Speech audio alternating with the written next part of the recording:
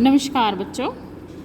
आज हम गलता लोहा नामक जो हमने कहानी कक्षा में भी पढ़ी है उसके सार पर एक बार चर्चा करेंगे। जो बच्चे घर पे हैं या जिन्होंने क्लास को अटेंड नहीं किया ठीक तरह से, उन बच्चों की सुविधा को ध्यान में रखते हुए यह वीडियो मैं आपके लिए बना रही हूँ, जिसमें मैं आपको इस कहानी के सार के विषय में बात करूँगी। गलता लोहा कहानी जो कि शेखर जोशी द्वारा लिखी गई है और जिसमें जातिगत भेदभाव और एक ऐसे बच्चे की बात की गई है जो कि होनहार है, परंतु सही परिस्थिति न मिलने की वजह से वो बनना उसे कुछ था और वो कुछ बन जाता है। यानी कि जो हमारे जीवन में परिस्थितियाँ होती हैं, साथ में ये कहानी जिस समय की है, जिन परिस्थितियों की है, उसमें जातिगत भेदभाव की भी बात को इस कहानी में कहीं ना कहीं दिखाया गया है। ये कहानी एक मोहन नामक बच्चे की है जो कि निर्धन परंतु पुरोहित परिवार से संबंध रखता है और इनके पिता का नाम वंशीधर है। यानी कि वंशीधर पुरोहित जी हैं, यानी कि पुरोहिताई का काम करते हैं। वो पंडित हैं। लोगों के घर जाकर कथा कहना, पाठ करना, ये सब उनकी दिनचर्या थी और जो कुछ भी उससे यजमान से जो कुछ भी मिलता था उससे उनका घर और जीवन यापन चलता रहता था। वंशीधर को अपने बेटे से बहुत ज़्यादा आशाएं थी, जो कि कुशाग्र बुद्धि वाला बच्चा था। और मोहन के अतिरिक्त एक अन्य बालक है इस कहानी में, जिसका नाम धनराम है, जो कि निम्न जाति से संबंध रखता है। और जिस स्कूल में ये दोनों बच्चे पढ़ने के लिए जाते हैं, उस स्कूल का मास्टर जिनका नाम त्रिलोक सिंह है, वो भी मोहन को ज़्यादा श्रेष्ठ मानता है धनराम से। और कहीं ना कहीं मास्टर के मन में भी जातिगत जो संकीर्णताएं हैं वो देखने को हमें मिलती हैं। मोहन बचपन से ही कुशाग्र बुद्धि वाला बच्चा था और स्कूल के अध्यापक का भी यही कहना था कि मोहन एक दिन अवश्य बहुत बड़ा आदमी बनेगा और स्कूल का नाम रोशन करेगा। प्राइमरी स्कूल की परीक्षा में उसने छात्रवृत्ति प्राप्त करके अपनी बुद्धिमानी का परिचय दिया था और मोहन के पिता चाहते थे कि वो आगे भी बढ़े, परंतु गांव के आसपास कोई स्कूल नहीं था। गांव का जो स्कूल था केवल प्राइमरी तक था और जो स्कूल पास था वो गांव के से कुछ दूर था, गांव से 4 मील दूर पर था। 2 मील की चढ़ाई चढ़ने के अतिरिक्त मार्ग में पड़ने वाली एक नदी भी थी, जो कि एक समस्या थी। बच्चे की पढ़ाई के लिए आने जाने में समस्या कुछ उसे होती थी। इस समस्या के कारण मोहन के पिता ने नदी पार के गांव अपने एक यजमान के यहाँ मोहन के रहने का प्रबंध कर दिया था।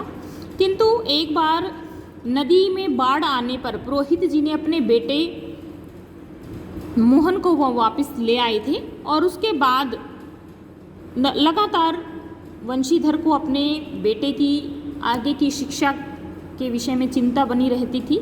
उन्हीं दिनों रमेश नामक एक युवक था जो कि पुरोहित था, वो भी पंडित थे वो भी, और वो गांव में आए हुए थे, जो कि लखनऊ में कोई नौकरी वो करते थे।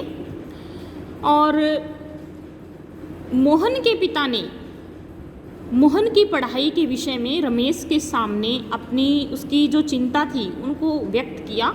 रमेश ने उनके साथ सहानुभूति व्यक्त की और मोहन को अपने साथ वो लखनऊ जाने के लिए वंशीधर को कहा रमेश ने कि मैं इसको अपने साथ ले जाता हूँ।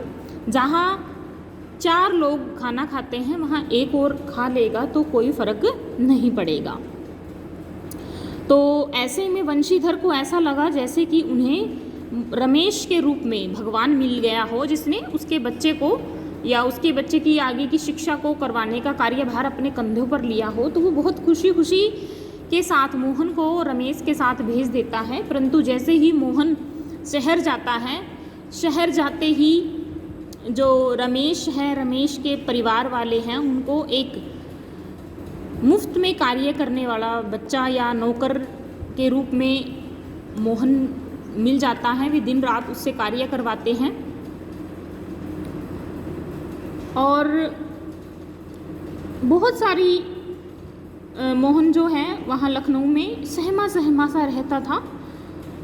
बहुत कहने पर, उसके काफ़ी कहने के बाद रमेश ने एक साधारण से स्कूल में उसको दाखिल करवा दिया, परंतु घर के काम के बोझ के कारण वो जैसे तैसे पास होता था। उसे समय नहीं मिलता था पढ़ने का, क्योंकि पढ़ने के लिए थोड़ा सा समय और परिस्थिति दोनों हमारी उपयुक्त होनी चाहिए, तभी हम अच्छे से पढ़ पाते हैं। परंतु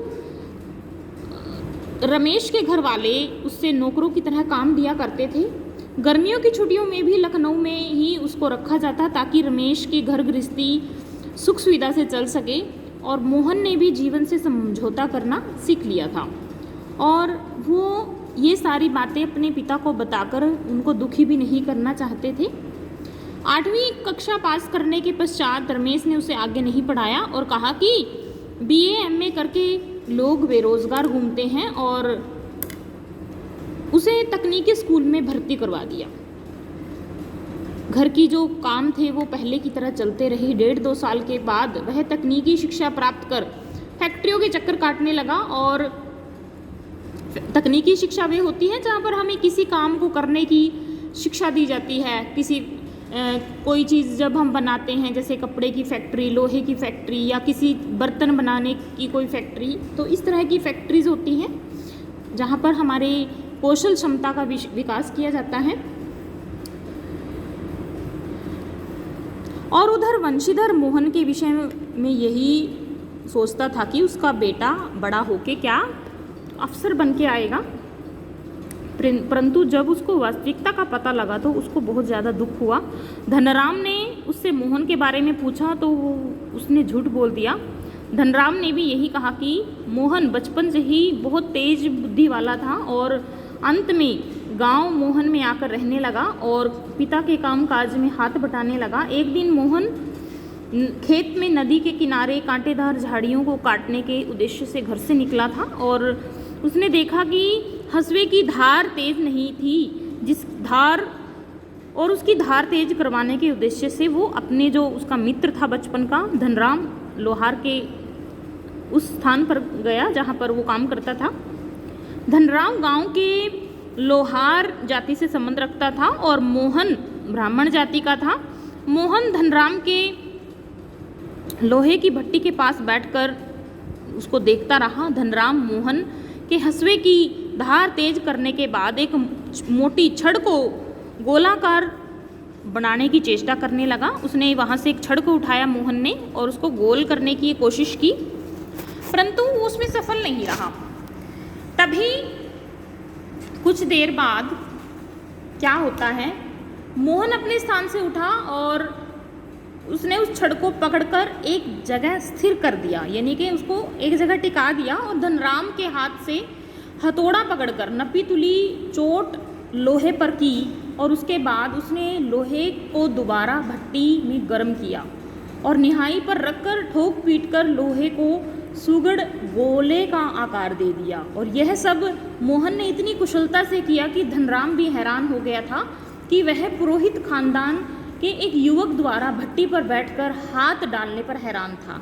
और दूसरी ओर मोहन अपने द्वारा बनाए गए लोहे के गोले की त्रुटिहीन गोलाई को देखकर, यानी कि उसमें कोई त्रुटि नहीं थी, बिल्कुल बहुत सुंदर उसने गोलाकार एक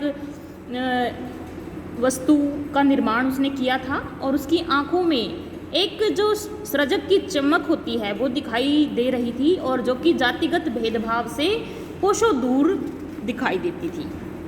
यानी कि वो कहीं ना कहीं उस काम जो उसने काम किया वो उसमें उसने बड़ी कुशलता के साथ किया। और जातिगत जो भेदभाव यहाँ पर क्यों कहा गया है कि क्योंकि उसने उस लोहा बनाने वाले लड़के के पास बैठकर वो काम किया, जबकि वो पुरोहित परिवार से संबंध रखता था। और इस तरह के कामों को अक्सर उस समय ये मान्यता दी जाती थी कि ये काम उच्च घरों के बच्चे नहीं करते, वो पढ़ते हैं लिखते हैं या पुरोहिताई का काम करते हैं। परंतु उसने भी निम्न जो कहने के लिए जो एक समाज की संकीर्णता, सोच की संकीर्णता जिसको मैं कहूँगी, वो उसके अनुसार ही थी। काम कोई भी छोटा या बड़ा नहीं होता, काम काम होता है, जिससे करने वाले की मेहनत और उसकी निपुणता के आधार पर ही जांचा परखा जाना चाहिए।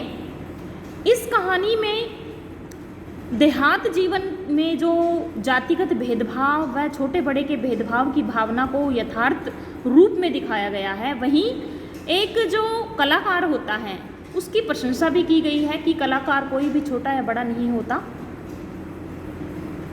और लेखक ने इस कहानी के में ये भी दिखाने की कोशिश की है कि आज का पढ़ा लिखा युवा वर्ग जाति बाति के भेदभाव को अधिक महत्व नहीं देता, न ही लोहार जैसे काम को छोटा समझता है, और उच्च कुलीय जाति के लोग भी प्रशिक्षण प्राप्त करके बड़े बड़े उद्योगों में लोहे का काम या मशीन बनाने या चलाने के काम से बड़े गर्व का अनुभव करते हैं। कहानी में मोहन ब्राह्मण जाति से संबंध रखता है और वो अपने सहपाठी धनराम लोहार की दुकान पर जाकर लोहार का काम वो करता है, जिससे जातिगत भेदभाव बहुत दूर तक चला जाता है। तो मुख्य रूप से कहानी का जो उद्देश्य है जातिगत भेदभाव की दीवार को गिराने की प्रेरणा हमें देती है। और ये जो कहानी का शीर्षक है कि गलता लोहा, यानी कि उस जाति प्रथा जो लोगों ने अपने दिमाग से, अपनी सोच से बनाई हुई है, उसको कहीं ना कहीं दूर करने की कोशिश लेखक द्वारा की गई है।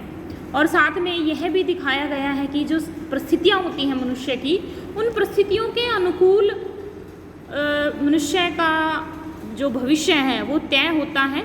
हाँ, यदि हमें उचित परिस्थितियाँ नहीं मिल पाती तो हम कहीं ना कहीं हम लक्ष्य को छोड़कर, जो हमने लक्ष्य निर्धारित किया हुआ है उसे प्राप्त नहीं कर पाते और किसी अन्य लक्ष्य के पास भी पहुंच जाते हैं। ये भी कहीं ना कहीं छुपा हुआ एक उद्देश्य है इस कहानी में।